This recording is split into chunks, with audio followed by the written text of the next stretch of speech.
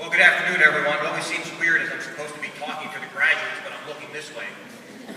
John, thanks for the opportunity to come and speak to this graduating class. And I was just reminiscing with Wendy when I spoke to the graduating class of 2008, some 7 years ago, and it's amazing to see how far the Nevada State High School has come during that time, now graduating the largest class in the school's history. And you ran down some of the highlights of the metrics that have met the number of students that have received an associate's degree, the number of college credits, National Merit Scholarship finalists. It's just amazing what this school has been able to accomplish, and I'm so proud and happy that it's located in Nevada's 3rd Congressional District.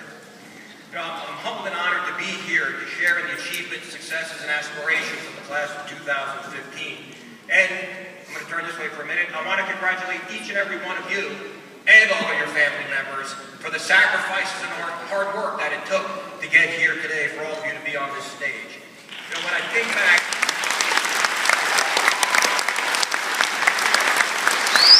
to the time when I was in high school, if I can remember that far back, the idea of actually taking college credit courses back then was something that was unheard of.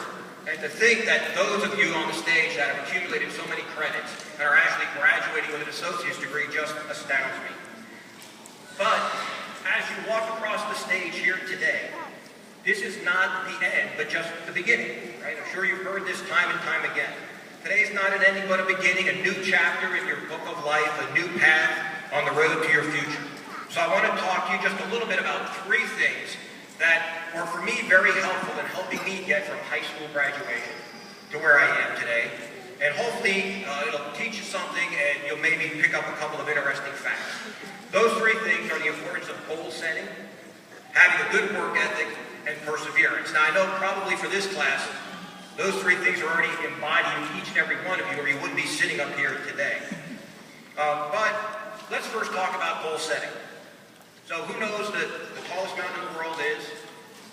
Mount Everest, right? Mount Everest. Summit stands more than 29,000 feet above Nepal in the Himalayas. And in the 1920s, the British Royal Geographic Society set out to have the first person scale Mount Everest and reach the summit. Several expeditions were taken. They were all unsuccessful. And to drum up some public excitement, they went on a kind of world tour. And one of their stops was in the United States in 1924. And during one of those stops in New York, a newspaperman asked Sir George Mallory, who at the time was the greatest mountaineer alive, said, "Why do you want to climb Mount Everest?" Anybody know what he said? Because it is there. That's it. He wanted to climb Mount Everest because it was there.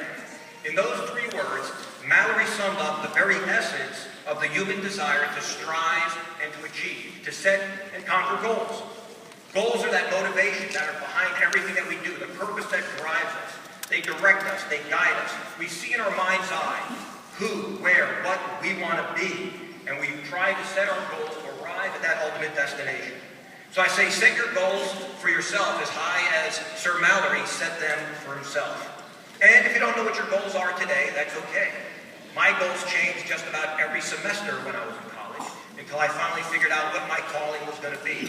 But the point is, you have to have a goal to be able to set your sights on where you want to go.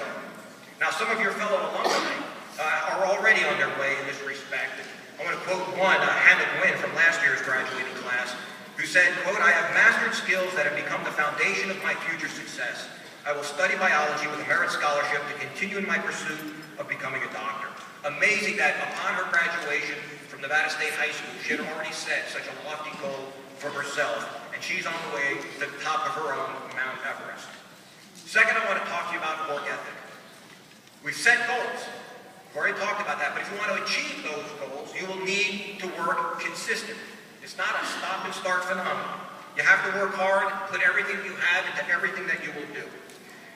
Tell you kind of an old parable. There was an old carpenter who worked for dozens of years building some of the most beautiful homes anyone had ever seen.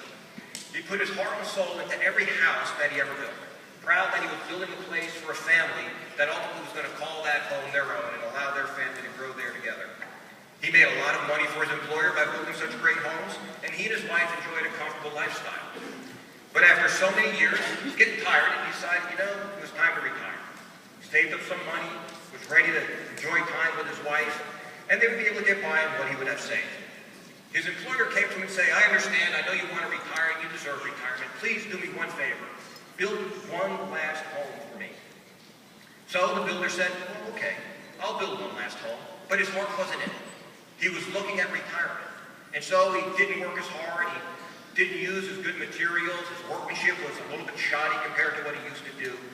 And when the house was done, the employer, his boss, came out to the job site and handed him the keys to the house and said, this house is for you.